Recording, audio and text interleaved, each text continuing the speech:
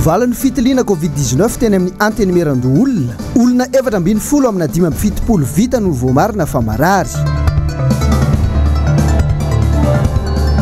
Doublon tamin'ny fifidianana, miandry ny fandraisana andraikitry ny filoha lefitra vaovao, ireo nirotsaka hovidiana. Traboina vokatry ny firehetana teny amin'ny 17 hektara, manao antsy vonjy, voatery miala amin'ny toerana nametrahana azy raha ampitso.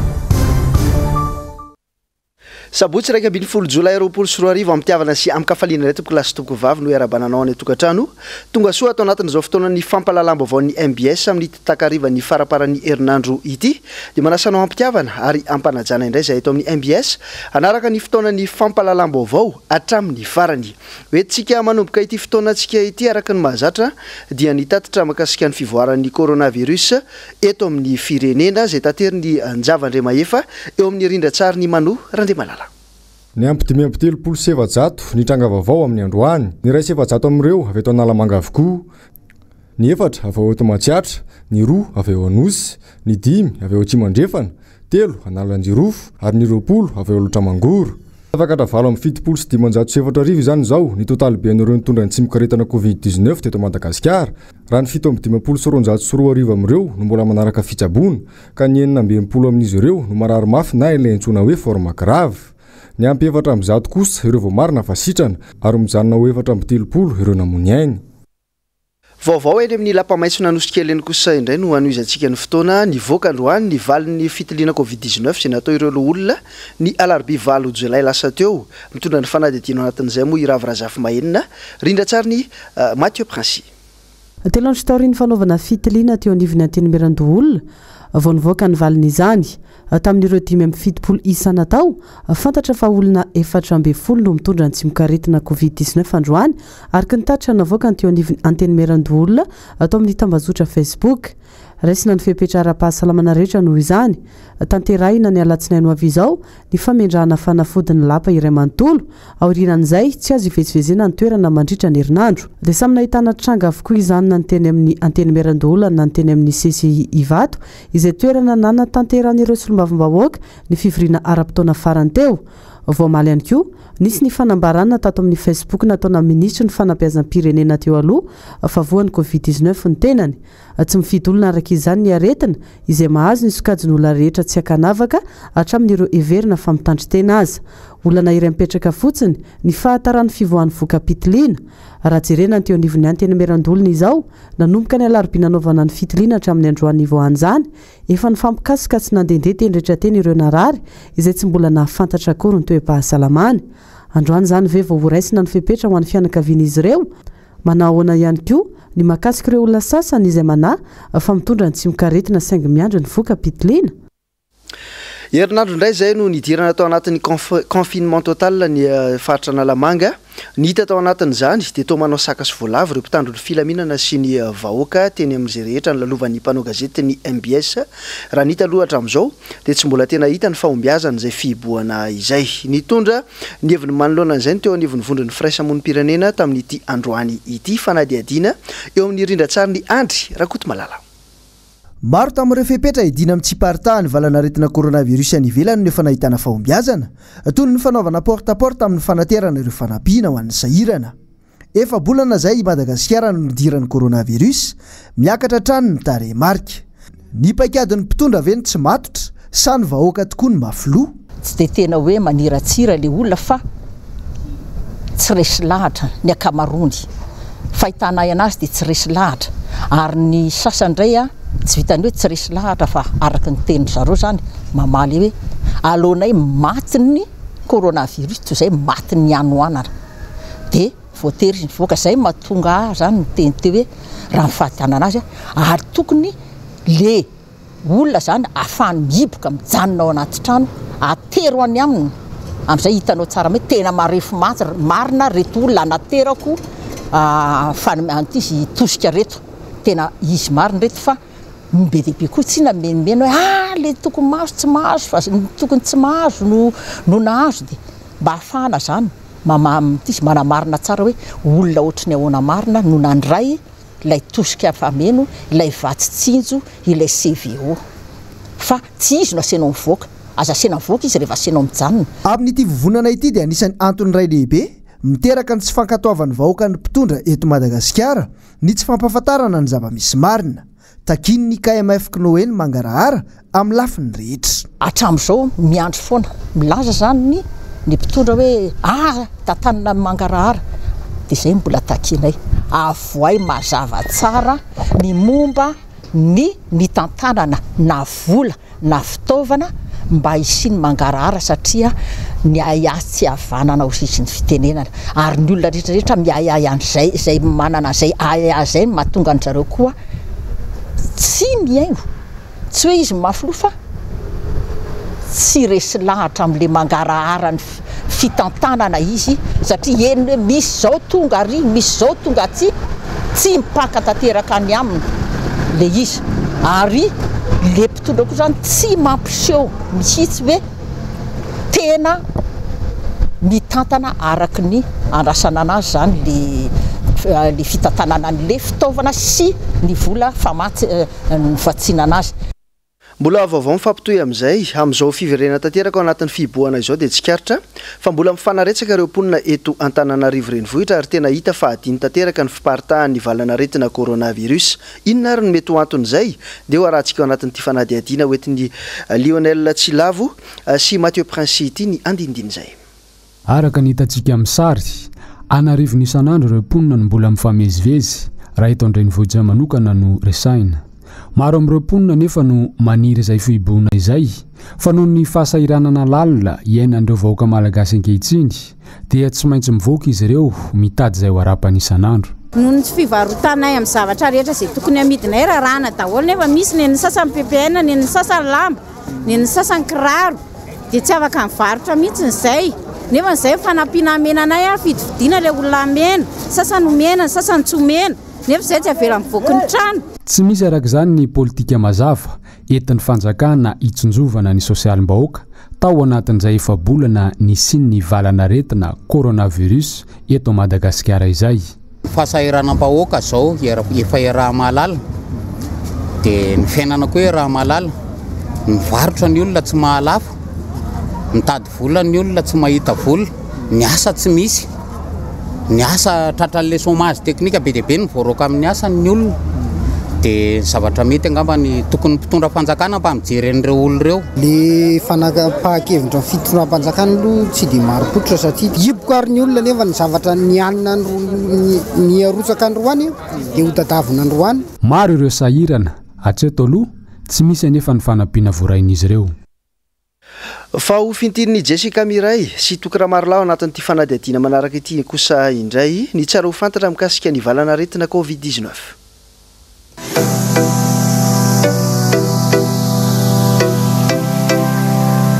Ireto indray ary ny tsara ho fantatra mikasika ny COVID-19. Mety ny olona iray hoe rehefa tratry ny COVID-19 indray mandeha dia mety mbola ho tratry indray. Rehefa tratry ny aretina ny olona iray dia mahatadidy ny fomba niadivany taminy ny vatany raha mbola miverina indray ilay tsy mikaretina. Saingy na izany azy izay fitadidiny izay dia tsy maharitra ela no mety tsy ahomby tanteraka ihany koa ary mety hiaina rehefa ela ny ela. Ny COVID-19 ve mamindra be tahaka ny gripa ihany. Samy mamindra be avokoa na ny gripa na ny COVID-19. Saingy ny COVID-19 raha ny fanadihadiana dia mamindra amin'ny olona roa na telo. Raha olona iray ihany ho an'ny gripa. Mety mifindra amin'ny alalan'ny kaikitry ny moka ve ny COVID-19. Avy amin'ny alalan'ny pitidrorany marary ihany aloha no ifindran'ny COVID-19. Izany hoe hatreto tsy mbola nisy fanadihadiana ny laza fa mifindra amin'ny kaikitry ny moka ny COVID-19. Ny fanasana orona matetika amin'ny ranotsira ve mety hiaro amin'ny COVID-19. Tsy mbola nisy porofo ny laza aloha fa miaro amin'ny COVID-19 ny fanasana matetika ny orona amin'ny ranotsira. Toy izao kosa ny tsara ho fantatra mikasika ny fahaveloman'ny otrikaretina COVID-19. Eo amin'ny hoditra minitra vitsy, amin'ny rivotra adiny 3, amin'ny vola avaraina adiny 4, amin'ny akanjo sy amin'ny volo adiny 12 ora, amin'ny taratasy na baoritra adiny 420 ora, amin'ny plastika na inox roa hatramin'ny 3 andro, amin'ny hazo 4 andro, amin'ny fitaratra na vera 5 andro.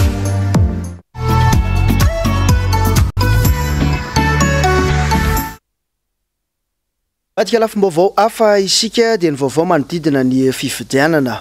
Miandry ny faraisana andraikitra izay ataon'ny filoha lefitry ny siany vaovao ny teo anivon'ny SVEM na ny solidarité des victimes des élections à Madagascar nisy ny fanambarana izay nataon'izy ireo omaly momba izay. Germaine Menjanary mitatitra ny vaovao eo amin'ny rindran-tsary ny Andry Rakotomalala.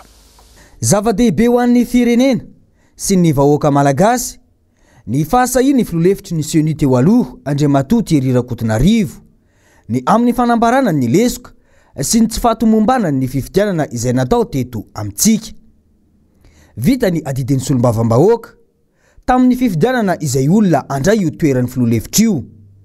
Ankehitriny dia mitohy ny fitakiana ny fanadiadiana momba ny resaka doublon tamin'ny fifidianana rehetra natao teto ataon'ireo mpanao politika sy ny pirotsaka ofidiana izay lasibatra. Misy ny anaran'olona amin'ny verimberina sy ny karapanondro miverimberina tamin'ny fifidianana rehetra ny fanesy teto amin'ny firenena dia maneho fa sy tomomba ny fomba ny kirakirana ny fifidianana teto Madagasikara. Koa arak'izany dia mahatsapa izahay izay nandray anjara tamin'ny fifidianana rehetra na ny filoham-pirenena na ny filoham-bahoaka na ny betanana fa sy ara-dalàna arak'izany ny fifidianana rehetra natao teto Madagasikara. Koa ankehitriny dia mitaky fanadihadiana farany izay hainga izahay ny mahakasika ny fifidianana izay natao teto amin'ny firenena ho an'ireo sehatra rehetra tokony hanao an'izany fanadihadiana izany. Ary eto izahay manentana ireo namanay ho an'izay mbola sisa tavelany hanetevin-daharana an'ity solidarité des victimes des élections eto à Madagasikara ity. Indrindra ianareo ray aman-dreny izay nirotsaka ho filoham-pirenena izay mahatsapa fa tsy ara-dalàna ny nikirakirana ny fifidianana izay napetraky ny filoha lefitra ny seny teo aloha. Tsara ny mampatsiahy fa efa nisy ny fifanaovan-tsonihy izay nataon'ireo kandida nilatsaka hofidiana filoham-pirenena tamin'ny taona 2014 teo iny. Fifanaovan-tsonihy izay mitaky ny anafoanana ny voka-pifidianana rehetra natao teto amin'ny firenena. Andrasana ny toy ny fandraisana andraikitra momba izao antso izao ataony eo anivon'ny siony. Fa ity andro androany ity ny 12 Jolay no andro afrikanina ho an'ny ady amin'ny kolikoly. Loha hevitra ny voizina tao anatin'izany moa dia ny hoe momba ny rafi-pitsarana ary anisan'ny nitondran'ny KMF Konoe fanamariana ihany koa ny mikasika izay farandiadiana eo amin'ny sariny Andry Rakotomalala hatrany. Anisan'ireo firenena 770 nanao soni amin'ny fifanarahany vondrona afrikanina momba ny fisorohana sy ny ady atao amin'ny kolikoly i Madagasikara. Rafi-pitsarana mahomby sy mitera bokatsony loha hevitra amin'ity taona ity. Aiza ho aiza ny rafi-pitsarana malagasy manoloana izany. Ny taky foana izahay zany ny fampiarana lalàna. Fampiarana ny lalàna ho an'ny rehetra ary mitovy satria ao ambanin'ny lalàna daholo na mpitondra na entina. Ary tsy nitsahatra izay miantsoantso hoe ataovy mitovy ny fitantanana ny fitsarana sy ny fandraisana andraikitra momba an'izay olona meloka eo amin'ny mpitondra sy ny entina. Maro be vao tsy ela ny enitsika zao hoe nisy solombavam-bahoaka izay nisakana ny gendarme dia nisy famaliana dia tsy ara-dalàna le taratasy dia neniza zany rehefa tsy ara-dalàna dia ikena fa tsy afaka mandeha izy fa nenizany rehefa mpitondra zany dia na tsy maninona zany na tsy manara-dalàna ary izay le mahatonga ny olona zany miborika satria le olona lainy tahaka afaka manao dia maninona izay ozy izy no tsy mahazo. ivadika eo amin'ny lafiny sosialy isika nidina teny amin'ny 17 hektara iny indray androany ny mpanao gazety ny MBS nijery ireo trabona izay mahitrano ny talata 13 jona farany teo iny ravrazafy mahenina sy Mathieu Prince mono nanao ny fanadiadiana ato amin'ny toerana malalaka iray ato ambadiky ny avana no nametrahany ireo trabona 20 androandroany izao no teto izy ireo tsy manan-kelofany intsony tapitra androany anefa ny fepitona nomena azy ireo hijanonana eto fanampiana azy rehetra tsy nidiranay teto vary de tsaramaso de vilany mbola vozay atseto nefa zay fa miala eto zay rapitso rehefa zay tsy tanay zay le hoe zay tsy haiko fa zay nenay miala zay rapitso mbola tsisy toerana menenay mihitsy nefa zay zao tsisy trano rehetra moa trano de may daholo le tsany toeranay mihitsy zany tsisy zay sakafo tsy hita zay fa le toeranay mihitsy de miala eto de hoaiza zany zay raha miala eto zay ve betsaka ihany zay ny ato trano fito zay ny anatin'ny tantray zay toka trano fito raha ohatranay aloha zao moa dia tsy tanay sy hoe tena andranana satria nay efa may daholo ny fanananay rehetrarehetra mora ohatrana tsy hitako hoe inona moa zany ny andrananay zay andeha nofatrano nefa nofatrano na mivola hoentinay nofatrano ary tsy misy dia zay tompoko ny ohatrany hoe mampalahelo satria zay ary aleto dia hoaizy dia olona hanome trano anay nefa tsy afaka hanome fotsiny raha tsisy ny vola zay mba hitaraina anay raha ohatra hoe mba misy mba afaka mba mitaraina kely avy mba hitadiavanay tany zay kojakoja kely eo tokantranonay may daholo sa zao moa zany zay hoalehanay andeha hodiny mba mivoatra tsy tonga anay dia janony eto tsy hitanay eza nipetrahanay nay zay zany raha miala eto aloha dia nanisy trialohanay raha tsisy ka mba manainga mavesatra mpitondra fanjakana indrindra reo mpitondra ao ambony eo reo mba jereo zay vahoaka mijaly ny tranonay efa may zay zao anatin'ny confinement zao tsika nefa nanisy trialohanay raha hiala eto zao tsisy zay eto mbola tsisy hoe fanampiana ankoatry ny sakafo azonay nefa ny sainanay ray manontolo potika tao anatin'ny ray mpimasy ka mba mangataka nareo mpitondra fanjakana sy nareo zay rehetra ao ambony no ny ame anara-pahasalamana nefa betsaka amin'izy ireo no tsy anasy intsony na koa miasa tapakandro sisa melomana ny vady amanjanaka tena karamako zany aloha zao mampiry-trano any amin'ny cité manasa lamba dia zay hita no entina dia le vola entina miainga amin'le hofatrano mihitsy mbola tsisy dia mbola vaky eto aloha ny hoe ahoana ny atao satria le mikarama zany tsy misy tonga nefa ny amin'ny 12 dia tsy maintsy miverina ianao mody raha tsy hivina hatrany misy 700 no lasa lavenina tao anatiny minitra vitsimonja ary maherin'ny arivo teo no trabona raha telo namony ainy araka ny tatra nivoaka fara mahakasika ny firehetana nisy teny amin'ny faritra Vadibe 17 hektara iny ny talata 13 volana jona farany teo oentsika manohy ny fotoanany fampalalam-baovao eto amin'ny MBS dia vaovao mampalahelo vao milatsaka izao eto amin'ny fotoanany fampalalam-baovao izao dia fantatra zao fanody mandry io ariva io Andriamatoa Donty Jean Baptiste ny tenan'izay mpiara-mitolona sy hita taratra trany tamin'ny fanohanana ny filoha Marc Ravalomanana miondrika mpanajana araka izany amin'izao fahalasana izao ny fianakavian'ny filoha Marc Ravalomanana sy ny antoko tiako i Madagasikara iray manontolo ary ny MBS ihany koa.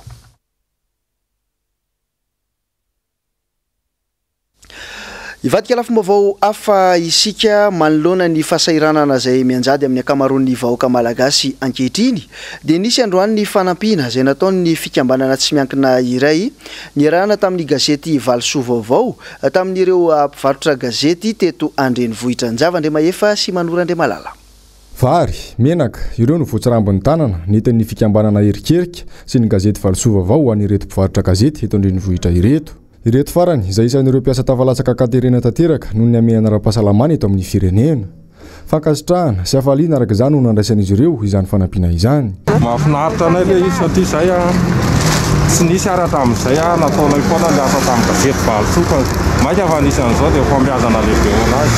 Kasitrahana tompony fanampiana toy izao ary tokony maromaro kokoa satria le olona zany tena sahirana. Mbola tsy nahazo fanampiana misy le fanampiana zany fa hitanao le zalahy zany fetsifetsy ny tena marina zay le fetsy le fitiava-kely zany. Tsy mba nisy tokoa ny fijereva ny fanjakana azy ireo manokana nandritra izay fiboana izay ka mpivarotra gazety 10 teo no sitraka ireto fanampiana avy amin'ity fikambanana malala tanana ity. Vary 5 kilao zany sy menaka 1 litra zany ho an'ny mpivarotra gazety eo amin'ny 10 eo zay zany no zaraina androany.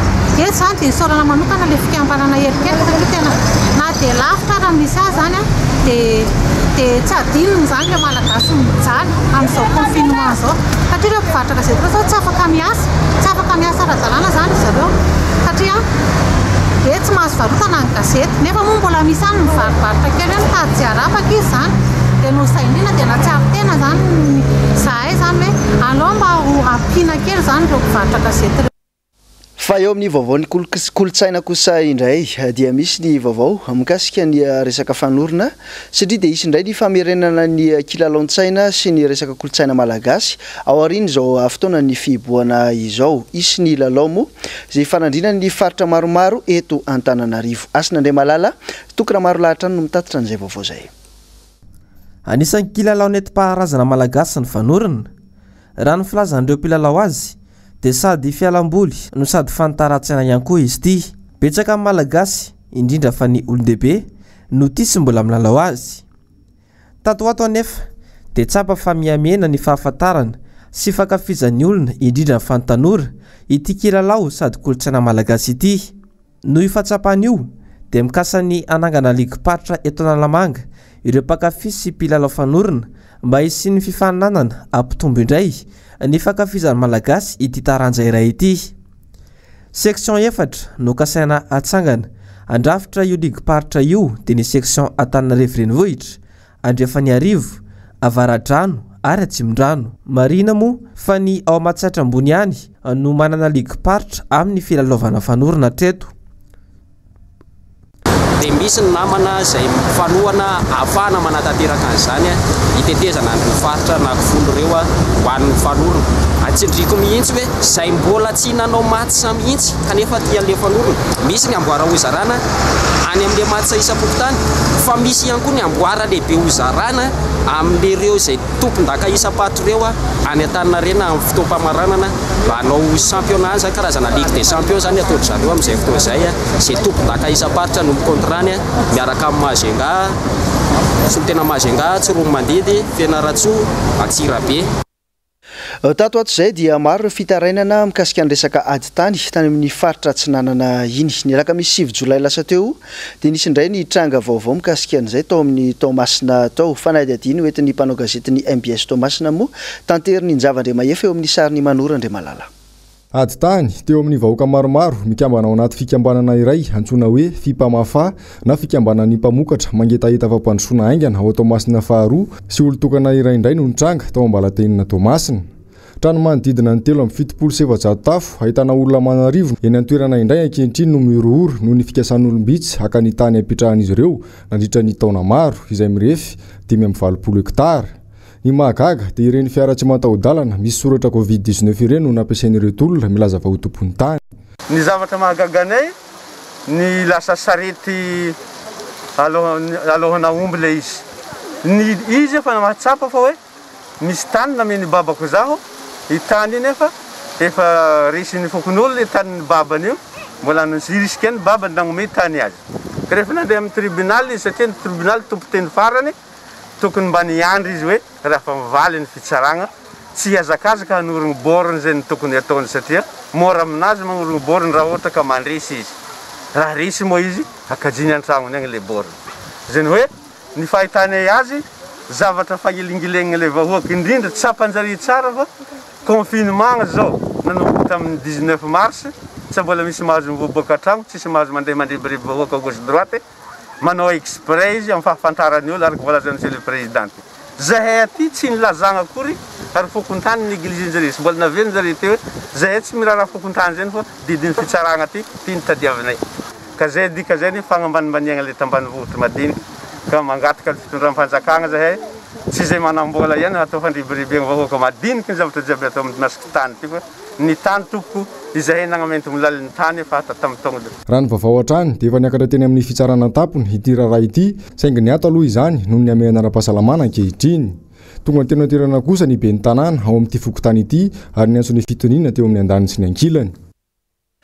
Ivadika lafim-baovao any Atsianakany kosa isika zany hoe ao Ambatondrazaka ao manoloana ny resaka miely ny amin'ny fiparitahany valana aretina coronavirus amin'izao fotoana izao dia misy ny vaovao izay tanteriny ny Irandrenavory izay MBS ao Ambatondrazaka ao tanteriny ny Njavandriamahefa sy Manora Andray Malala trany. nampiantsy mpanao gazety maiky tamin'ity androanyity ny taleparitry ny fahasalamana eto Ambatondrazaka zay nanambara fa ny tomboenina indray ireo mitondra ny tsy mikaretina covid-19 eto Ambatondrazaka, zany hoe mitotaly 320 zany amin'izao fotoana zao ireo mitondra izany tsy mikaretina covid-19 zany eto anivon'ity renivohitry ny faritra aloatra Mangoro ity. No mareny fa ny isam-batan'olona no mila mandray andraikitra manandrify azy raha tiana ny hiala amin'izao fianaky ny covid-19 aty Ambatondrazaka izao. Nitrangana coronavirus eto Ambatondrazaka renivohitra raha 17 izy maly maraina dika zany fa misy tranga enina vaovao omaly midika ihany koa zany fa miabetsaka ary efa manenika ny fokotany rehetra sy ny quartier rehetra eto andrenivohitry ny faritra loatra zany ity aretina coronavirus re. Anjaran'ny tsirairay no mandray ny fepetra fanakanana ny fihitaran'ny aretina.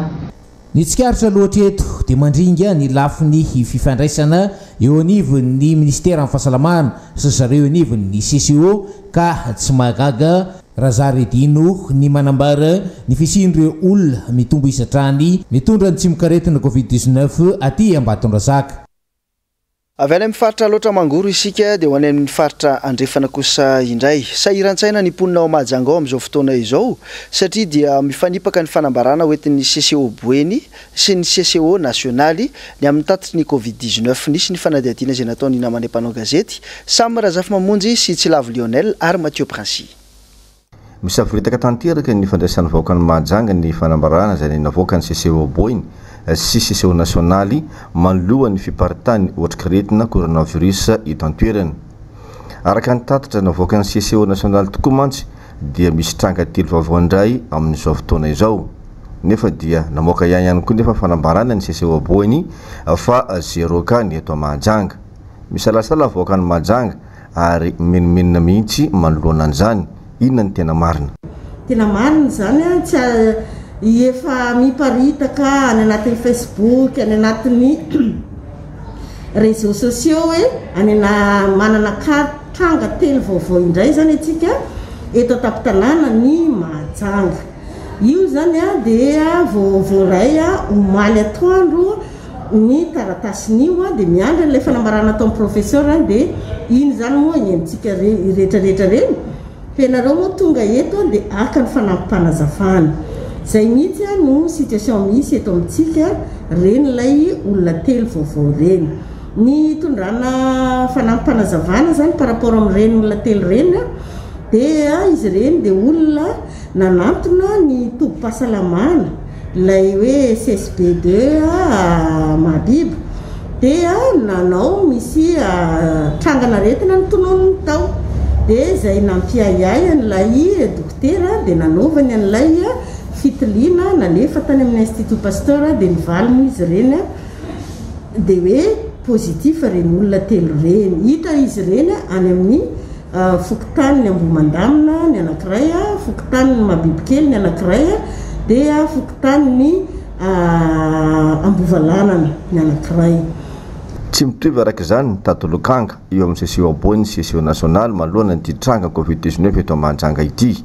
Hafa ny tondrony tanany, hafa kosa ny lazainy vava. Ka 0 zany ny eto an-tampon-tanàna fa kanefa misy ireo cas contact izay mbola tracena zany amin'izao fotoana zao rehefa misy moa ireo prélèvement nalefa andrasana valiny.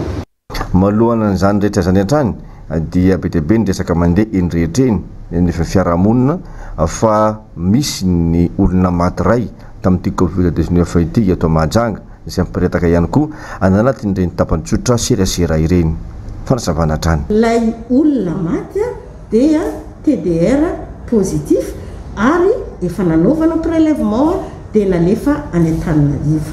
Raha tambatambatra zay totanisa zay zany dia hoe folo ny olona mitondra ny tsy mikaretina eto an-tampon-tanànantsika enina ny 5 amin'ireo zany mbola manaraka ny manao ny traitement, ny 5 efa sitrana dia misy kanak telontsika TDR positif efa ho atao prélèvement ary efa nisy natao prélèvement ary amin'ireo telo ireo fa ny anankiray mbola ho atao dia ho confirmena ihany amin'ny alalany TD. Hoentinay misarika ny sainao mpanara-baovao kosa amin'ity takariva ity dia ny maresaka any Afrika sy ny iraisam-pirenena. Nisy indray omaly ny fihetsiketsehana nataon'ireo mponina manohitra ny fitondrana tao Bamako Mali tao. Raha ny fantatra moa dia nitaky ny fametraha-pelany ny filoha ao an-toerana ireo vahoaka. Nisy tantery ny Njavandriamaefa sy Manorandramalala ny andindiny izay. Vahoaka manarivony no tonga nanao fihetsiketsehana teo anolohan'ny kajany falevatena tao Bamako renivohitra Mali omaly. Izy ireo izay mitaky ny fametraha-pelan'ny filoham-pirenena ao an-toerana Ibrahim Boubacar Keita. Tapaka avokoa ny akamaroany lalana ary nogazany reto farany ihany koa ny eny amanjerim-panjakana tao an-toerana. Tsy maintsy niditra antsehatra araka izany ny mpitandro filaminana ka nisy ny fifandonana teo amin'ny rotota. Vokany olona iray no fantatra fa namony ainy ary 20 naratra mafy araka ny vaovao navoaka ny AFP hatrany. Roa volana izay no nikononkonona ity fihetsiketsehana ity reto vahoaka ireto izay notarehan'ny mpitondra fivavahana sy ireo mpanao politika ka ity no hetsika fanitelo ny mafy indrindra tao an-toerana. Fa eo amin'ny tsara ho fantatra any États-Unis kosa indray dia notsoahan'ny filoham-pirenena Amerikanina Donald Trump ny fitoriana any Rogerstown izay mpanolontsaina azy tao aorian'ny raharaha nanenjehana azy ny taona 2024. Vaovao tanteriny Rina Fanirso sy Manorandramalala. Noraisin'ny filoham-pirenena Amerikanina Donald Trump omaly zoma ny raharaha mahakasina nahiditra ponja Rogerstown araky ny fantatra niova ho sazy miantona ny sazin'ity mpanolontsaina ity. Raha tsy ahivina mantsy nanapa-kevitra ny andefany Rogerstown any tranomaizina ny filoha Donald Trump vokatry ny fanadiadiany ilay raharaha mahakasika ny Rosia nandritry ny fahampelezan-kevitry ny filoham-pirenena Amerikanina ny taona 2024. Izany no nahatonga ity mpanolontsaina ity niaran'ny lalàna higatra 7 volana tany an-tranomaizina. Nandidin'ny fahaiza-manao ny mpanatanteraka ampihenany didim-pitsarana natao an'i Rogerstown nefa ny filoham-pirenena Donald Trump nizy malasa teo ary nampiny hoe lehilahy afaka ianao izao. Tsy nanafina ny faniriany hiala amin'ny fonja raha teo i Rogerstown ka dia izao tafavoaka somatsara izao. Tapitra ny fampalalam-baovao tamin'ity sabotsy ity tompo-kilasy tompoko vavy akasitrahana feno trano moa ny safidinao miaradia amin'ny MBS na andro na alina na eto an-toerana na any ampitan-dranomasina atoraka izany ihany koa ny ao amin'ny fampalalam-baovao ny ao amin'ny onjapeo ao.